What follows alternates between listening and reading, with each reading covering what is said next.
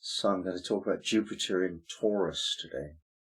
But before I do, I just want to tell my regulars that I might not be able to continue doing quite as many transit videos. I've been doing all the transit videos through the Sabian degrees. That might not continue in quite the same form. I'm getting tired, really exhausted, and I need to take a slower approach to my work. So I'm more in the garden now. So I'm sorry to disappoint you, but I need to take care of myself a bit more now. Anyway, Jupiter in Taurus. Well, I think for a lot of people they're just saying, oh, phew. Because Jupiter in Aries is really quite intense in a way. We're trying to expand our life situation with Jupiter. That's its fundamental purpose, is to grow. And on the one level, shall we say, in our life circumstances, we want new initiatives towards something better. That's the Aries thing.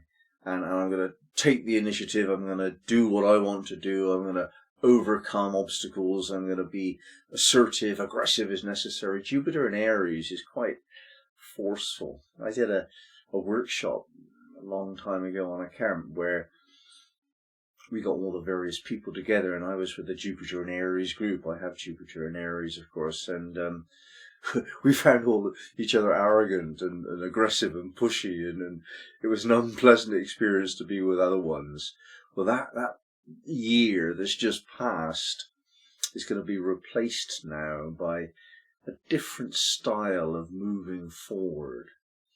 There's a need for Aries energy to break the crust, to crack open a new situation, to push hard, overcome, and that's not true in Taurus. Taurus really isn't that aggressive. Its rulership with Venus indicates, which I find a bit questionable, but that aspect of Taurus, the linkage with Venus, indicates the thirst, the appetite for harmony and beauty and comfort and all those Venus kind of things. I think there's a deeper side to Taurus which is not reflected by the Venus rulership. You look at a bull, it doesn't immediately strike you as beautiful, although of course it is very beautiful if you change your sense of what beauty is and take away the pastel colours of it and make it the beauty of power. Power and beauty very often go together. The beautiful are powerful, and the powerful are attractive. So there is something going on there, and we see a bull in a field and we see Taurus. It is what it is. It's got what it's got, and it likes it. So Jupiter in Taurus is moving us more and more and more in that direction of consolidation of what we have and claiming the power we need to expand our position. And in the same way as a gardener or a banker or a builder, Taurus things, knows how to consolidate, so does Jupiter in Taurus. So you take what you've got and you make sure you keep it, and you defend against the loss of it. There's a defensive quality which is very strong indeed in Taurus. The Jupiter energy of optimism and faith and growth and seeking the meaning of life really now will be consolidated. Whatever you thought you might want in Jupiter in Aries, this is what you've got. So that's the foundation, the solid foundation of what to build on. So for us personally, what we need to do is to look around and just do a bit of an inventory. What are my life circumstances? We call this in Sufism muhasaba, where you just write down the facts of the matter in your life. I've got this amount of money, my health is like this, my relationships with those, I've got this, that, and the other, and that's the truth of the matter, and you just record the facts. And that's not just simply like a miser counting his money. It's not that. It's just registering what is. Many people, I would say even most people, don't get that. They're fanciful, and they think, oh, that would be nice if, and they think that's enough. It's not. What is. And Taurus doesn't mess about with that. It counts things, measures things, ties things down, puts up gates and fences, and just stands there firm. If you think about entering the field of a bull, you're disinclined before it even raises its head from the grass. You're disinclined to enter its field. But if it actually looks at you, you walk away. Now, that's Taurus. You don't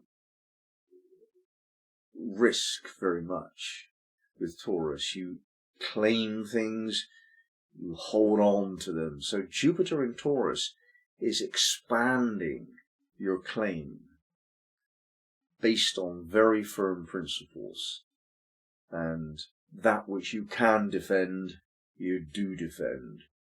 The rest of it, you kind of acknowledge that that's not part of what you've got, and that's okay.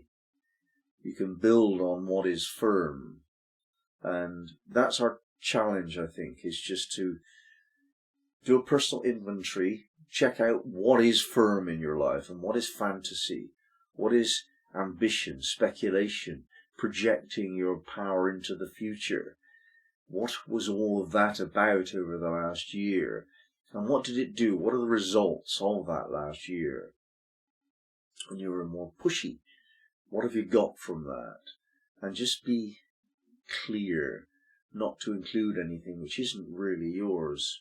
Now, in the first degree of Taurus, we have this lovely image of the mountain stream. Let me just read it out for you.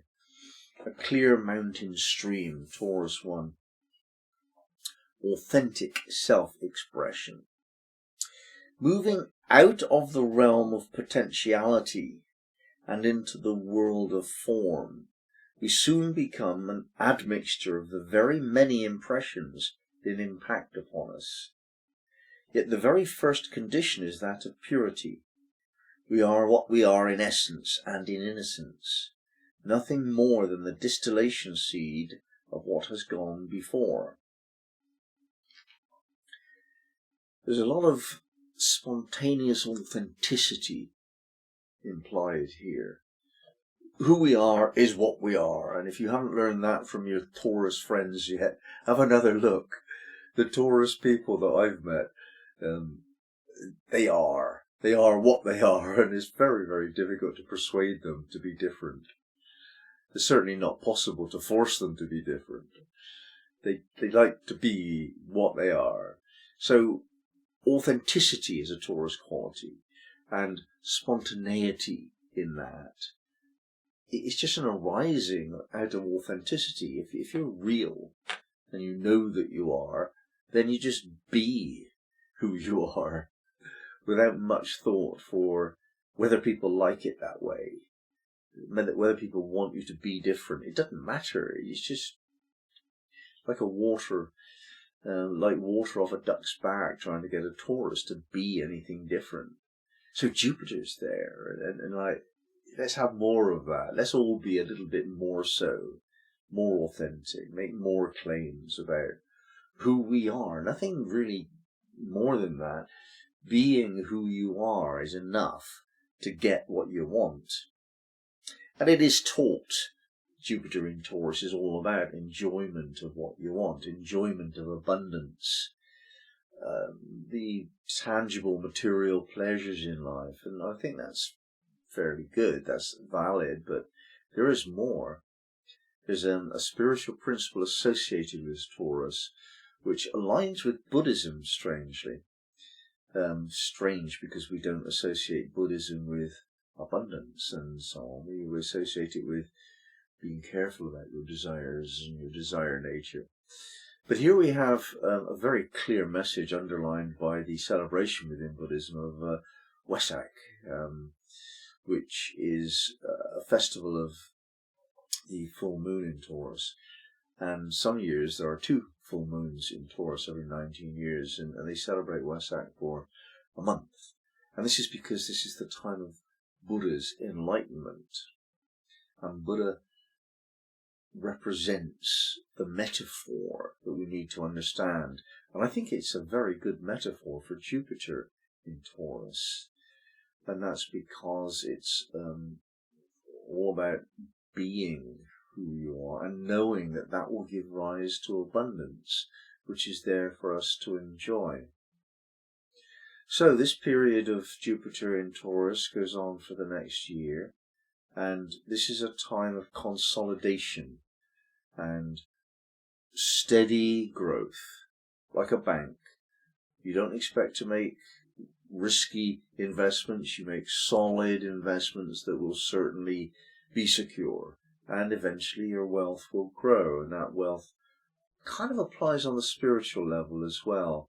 Just make small improvements in your life, but make them. Don't undo them. And step slowly towards a better version of yourself. And you'll find that the riches come, the wealth that you want, and that will be expressed in a harmonious, graceful way. Not bullying and claiming, but just being rich.